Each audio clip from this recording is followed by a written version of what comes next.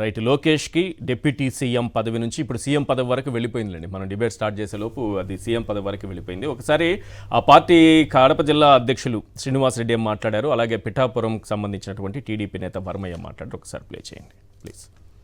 Telugu Desam party ఆవిర్భవించిన తర్వాత మూడవ తరం నేత మన పార్టీలోకి వచ్చారు, నారా లోకేష్ గారు. మరి పార్టీకి భవిష్యత్తులో యువతకు ఒక భరోసా ఇవ్వాలన్నా, పార్టీకి భరోసా ఇవ్వాలన్నా నారా లోకేష్ గారిని డిప్యూటీ సీఎంగా ప్రమోట్ చేయాలని చెప్పి మేమందరం కూడా కోరుకుంటున్నాం సార్. దీనివల్ల పార్టీకి బ్రహ్మాండమైన భవిష్యత్తు ఉంటుంది. లోకేష్ గారికి డిప్యూటీ సీఎం అడుగుతున్నారు ఏంటంటున్నారు కదా మీరు. ఏం తక్కువ ఉంది ఆయనకి? ఆయన ఏం చేశాడో మీకు ఎవరికైనా తెలుసా? ఆయన ఎంత గొడ్డి చాకరీ చేశాడు లోకేష్ గారు తెలుగుదేశం పార్టీకి? రేపు రాబోయే రోజుల్లో ఈ రాష్ట్రాన్ని నడిపించాలి తెలుగుదేశం పార్టీ తరఫున ఎవరు నడిపించగలరు? సత్తా ఉన్న నాయకుడు ఎవడంటే లోకేష్. 1 కోటి మంది కార్యకర్తలు ఉన్నారు తెలుగుదేశం పార్టీలో, నారా లోకేష్ నాయకత్వంలో చేసిన మెంబర్షిప్లో. రేపు ఈ పార్టీ కింద పడకూడదు. ఈ పార్టీ ఎవరి చేతిలో అయితే బాగుంటుందంటే భవిష్యత్తు నాయకుడు ఎవరో నారా లోకేష్. ఆయనకి ఉట్నేమోగా ఎవరు కదా పదవులు. ఇంత కష్టం ఉంది నారా లోకేష్ ఈరోజు ఈ స్థాయికి పార్టీని తీసుకొచ్చాడంటే. రైట్. పాషా గారు, లోకేష్కి డిప్యూటీ సీఎం టీడీపీ నుంచి ఒక్కసారిగా ఒక ఉద్యమం లాగా పార్టీలోనే ఒక ఉద్యమం వచ్చినట్టుగా ఒక ఊపు వచ్చేసింది. ముందుగా చంద్రబాబు నాయుడు గారి సభలోనే ఈ డిమాండ్ మొదలైంది, అంటే బహిరంగంగా చెప్పడం అనేది. వెంటనే 1 by 1 అందులోనూ పిఠాపురం నుంచి వర్మ గారు మాట్లాడడం, పిఠాపురం అంటే పవన్ కళ్యాణ్ గారికి బాగా వినబడాలి అనే ఉద్దేశంతో చాలా గట్టిగా వర్మ గారే మాట్లాడడం. నాకు అర్థం కాని విషయం ఏంటంటే, ఒకవేళ మంత్రి పదవి ఇచ్చినా చంద్రబాబు నాయుడు గారు ఎమ్మెల్యేగా గెలవకపోయినా మంత్రిని చేశారు లోకేష్ని, ఆయనకున్నటువంటి డిస్క్రిప్షన్ ఆయన ఏమైనా చేయగలరు. ఇప్పుడు డిప్యూటీ సీఎంని కూడా చేస్తారు. జనసేనకి ఎందుకు ఉలికిపాటు నాకు అర్థం కావట్లేదు సార్. ఇందులో జనసేనకి ఉలికిపాటు అన్న విషయము ఇది ముందుగానే ఎలక్షన్లకి ముందే మనకి ఒక మీటింగ్లో, అంటే మీటింగ్ కాదు సారీ, అది ఒక ఇంటర్వ్యూలో లోకేష్ గారు ఒక మాట అన్నారు, ఖచ్చితంగా చంద్రబాబు నాయుడు గారే ముఖ్యమంత్రి అని చెప్పేసి. మీరు ఒకవేళ రీకలెక్ట్ చేసుకుంటే ఆ బైట్ అనేది చాలా వైరల్ అయింది ఎన్నికలకు ముందు. అక్కడ దీనికి ఒక పునాది పడ్డది.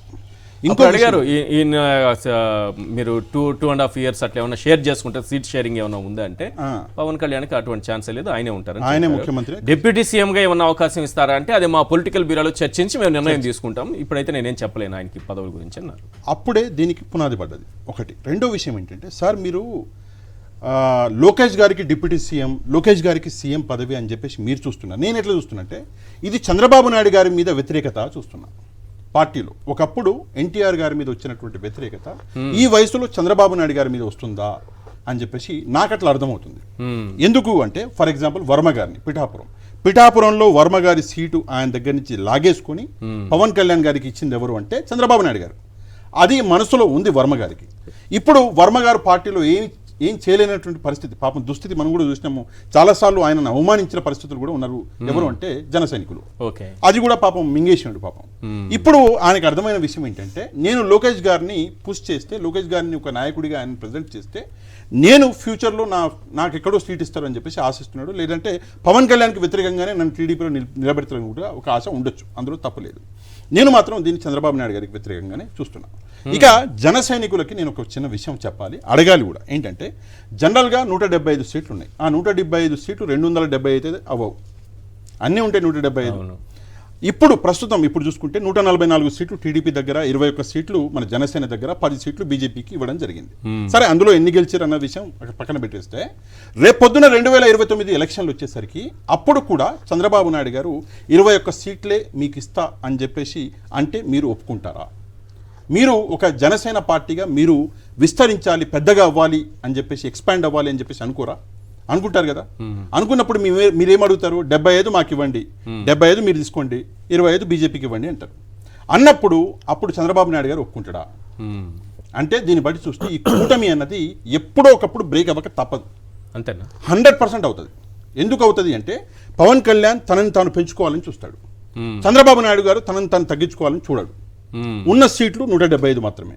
అట్లాంటప్పుడు 100% ఎన్నికలకు ముందు సీట్ల విషయంలో 70 నుంచి 50 పైన ఒక 70 వరకు జనసేనకి ఇస్తారు, జనసేన డిమాండ్ చేయొచ్చు, ఆ పార్టీకి ప్రజల్లో కొంత పాజిటివ్ వే ఒకటి కనిపిస్తోంది అని పార్టీ నాయకులు భావించారు, అందరూ భావించారు. కానీ పవన్ కళ్యాణ్ భావించలేదు కదా.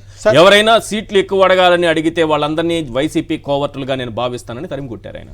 సార్ పవన్ కళ్యాణ్ గారు అప్పుడు ఒక ఆట ఆడిండు సార్. ఒకసారి ట్రై చేసిండు అవ్వల, రెండోసారి 2 చోట్ల ట్రై చేసిండు అవ్వల, మూడోసారి కూడా అవ్వదు అని చెప్పేసి భయపడ్డాడు. పవన్ కళ్యాణ్కి తెలియదు ఆయన గెలుస్తాడు, ఆయనకి కాన్ఫిడెన్స్ లేకుండే, అందుకే ఏం విస్తారు తీసుకున్నాడు. ఆయన పవన్ కళ్యాణ్ గారి ఎజెండా ఒకటే, మళ్ళీ జగన్మోహన్ రెడ్డి గారు కనుక వస్తే జనసేన అన్న పార్టీ ప్రజారాజ్యం లాగా అస్తమించిపోద్ది.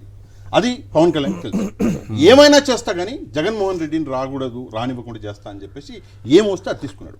అంతెందుకు సార్ ఫ్లైట్ వేసుకుని ఢిల్లీ పోయి కోపం మీద ఉన్నటువంటి మోదీ గారిని సంజాయించుండు, అమిత్ షా గారిని సంజాయించుండు, మొత్తం చేసి బీజేపీని కూడా పట్టుకొచ్చిండు. అంతా చేసింది పవన్ కళ్యాణ్, మీకు కూడా తెలుసు. ఇక ఇందాక టీజీ భరత్ గారు ఒక మాట అన్నారు సార్, చాలా ఇంపార్టెంట్ మాట, క్లారిటీ పార్టీలో ఉంది అని చెప్పేసి అన్నాడు. సీఎంగా ఎవరు అంటే లోకేష్ గారే అవుతారు అని చెప్పేసి. మా అందరికి తెలుసు క్లారిటీ ఉంది పార్టీలో, బీజేపీలో ఉంది, మన టీడీపీలో ఉంది. క్లారిటీ లేనిది కూటమిలో. మీరు కూటమి గురించి మాట్లాడండి. పార్టీలో మీకు ఉండొచ్చు, ఇప్పుడు వేరే ఆప్షన్ ఏముంది? చంద్రబాబు నాయుడు గారికి ఒకటే కొడుకున్నప్పుడు ఆ ఒక కొడుకే ఇస్తారు కదా, 2 కొడుకులు ఉంటే అందులో ఆప్షన్ ఉంటుంది, ఒకడే ఉన్నాడు కదా. అవును, కూటమిలో ఉందా క్లారిటీ? మీకు క్లియర్ గా చెప్తున్నా. ఇందాక మీరు ఒక జనసేన నాయకుడి పేరు చెప్పారు, ఆ జనసేన నాయకుడు కిరణ్ రాయల్ గారు, ఆయన కూడా ఒక మాట అన్నాడు, మాకు కూడా కోరికలు, మాకు కూడా ఆశలు ఉన్నాయి. తప్పేం లేదు, తప్పేం లేదు, నాకు కరెక్ట్ అనిపించింది. తప్పేం లేదు సార్, అందులో ఎందుకు తప్పు ఉంటుంది? ఆయన ముఖ్యమంత్రి కావాలని ఉంటుంది. రెండో నాకు ప్రాబ్లం ఏంటంటే వీళ్ళు 21 సీట్లు తీసుకొని ఇప్పుడు మేము సీఎం అవ్వాలంటే ఎలా సార్? సార్ 21 సీట్లకి ఆయన అడగడంలో తప్పు లేదు, కానీ 21 సీట్లలో గెలిచాం కాబట్టి మేము సీఎం అయిపోవాలనుకుంటే టీడీపీకి ఒకవేళ ఇవ్వలేదు, అలిగి బయట వెళ్ళిపోయారు అనుకుందాం, ఏ నష్టం టీడీపీకి? సార్ అలిగి బయటికి వెళ్ళిపోతే నష్టం టీడీపీకి అంటే 100% ఈ రోజు జరగకపోవచ్చు. రేపు ఎలక్షన్లు 2027లో వచ్చినా 29లో అయితే ఎట్లనే వస్తాయి.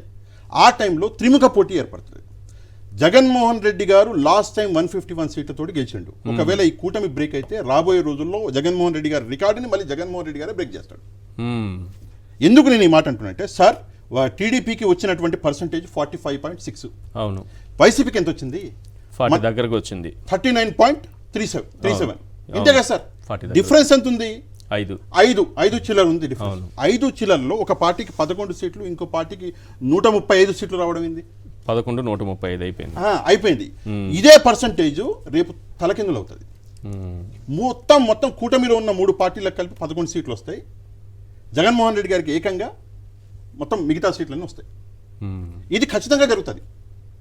ఆ విషయము అందరికి తెలుసు. కానీ ఈరోజు ఇంకో విషయం సార్, మీకు విషయం అంటే మీకు కూడా తెలుసు, పవన్ కళ్యాణ్ గారు కావాలని చెప్పేసి సున్నం రాసుకునే పద్ధతి మీరు చూశారు. అనిత గారిని, హోమ్ మినిస్టర్ అనిత గారిని, తర్వాత ఇంకొంతమంది నాయకుల్ని, తర్వాత బిఆర్ నాయుడు గారు, మొన్ననే బిఆర్ నాయుడు గారిని కావాలని చెప్పేసి సున్నారు. ఎందుకు అంటే పవన్ కళ్యాణ్ ఎక్స్పాండ్ అవ్వాలనుకుంటున్నాడు. పవన్ కళ్యాణ్కి అడ్డంగా ఉన్నది ఎవరు అంటే వైసీపీ ఉంది. వైసీపీతో పాటు టీడీపీ కూడా అడ్డంగా ఉంది పవన్ కళ్యాణ్ ఎదగడానికి.